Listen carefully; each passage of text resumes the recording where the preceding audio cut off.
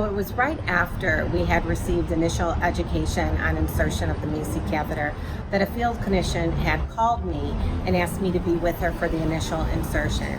So we explained to him what we were going to do, and we turned him. My eyes were focused just on his face as we did the insertion.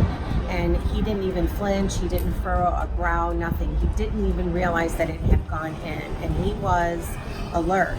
And then began the education with his wife. He lived 18 hours after that in complete comfort, and she was comfortable, and she was able to just be present with him as he progressed to his death.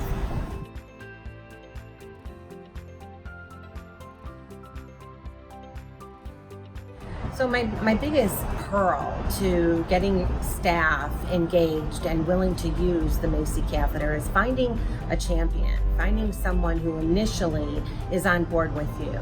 Take that story from the conversation at the beginning of insertion to the insertion to the aftercare of the patient with the catheter, and have someone document it.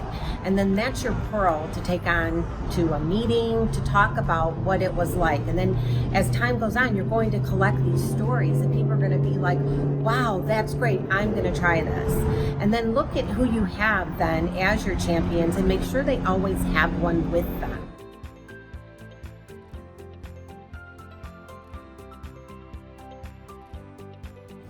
So when our case manager goes out for her first visit, oftentimes they're asked the question, what do we do when our loved one can no longer swallow?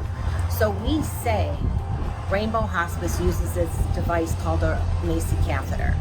And then we explain to them at that moment what the catheter is. We really don't pose it as, well, this is an option for you. We say, this is what we do, and this is the successes that we've had with it. When you think of people who are dying and they have respiratory distress, they cannot really absorb the oral morphine or lorazepam. This is going to give them quicker absorption, and they're going to be able to be comfortable and die at peace at home with their families.